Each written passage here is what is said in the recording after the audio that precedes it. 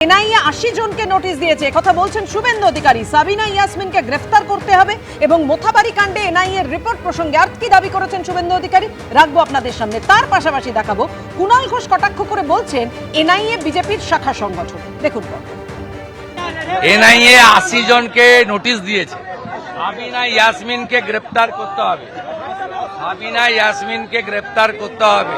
তাহলে সাবিনার মোবাইল ফোনে আইপ্যাক এবং মমতা ব্যানার্জি কি কি নির্দেশ দিয়েছিল বেরিয়ে যাবে।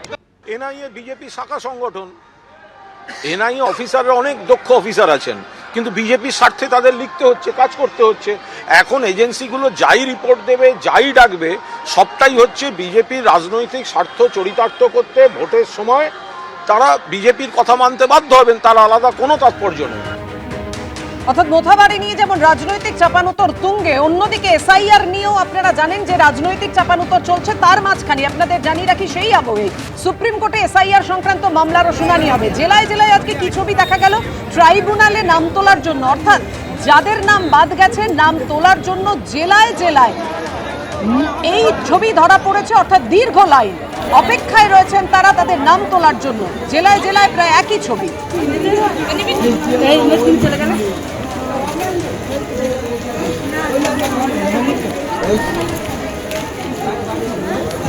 ট্রাইব্যুনালে নাম তোলার জন্য জেলায় জেলায় লম্বা লাইন।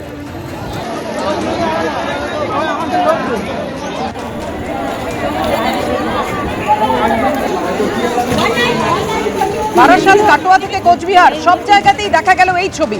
ভোটার তালিকা থেকে নাম বাদ যাওয়ার জেরে চূড়ান্ত হয়রানির অভিযোগও করেছেন আবেদনকারীদের একাংশ।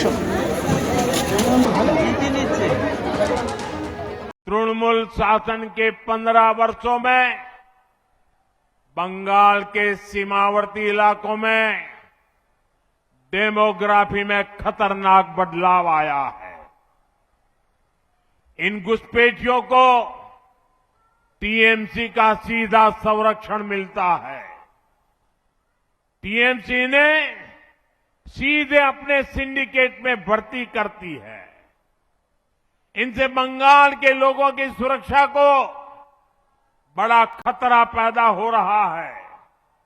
इसलिए भारत सरकार घुसपैठियों की पहचान कर उन्हें बाहर निकालने के लिए काम कर रही है। বিজেপি অনেক ভোটারের নাম কেটেছে। কেন কেটেছে?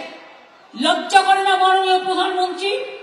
বিহারেও বলেছিলেন খুশবইটিয়া, আপনার দায়িত্ব, বিএসএফ বর্ডার আপনার হাতে, আপনার হোম মিনিস্টারের দায়িত্ব, সিআইএসএফ আপনার হাতে, সিআরপিএফ আপনার হাতে, আইটিবিটি আপনার হাতে, প্লেন আপনার হাতে, ট্রেন আপনার হাতে। তাহলে যদি কোনো খুশবইটিয়া কোথাও ঢুকে থাকে, তার জমিদারি তো আপনার। আপনি আগে পদত্যাগ করুন, তারপরে খুশবইটিয়ার কথা বলুন। বাংলায় কথা বললে খুশবইটিয়া রোহিঙ্গা, আর আপনি ভোট চাহেঙ্গা। এবিপি আনন্দ, এগিয়ে থাকে, এগিয়ে রাখে।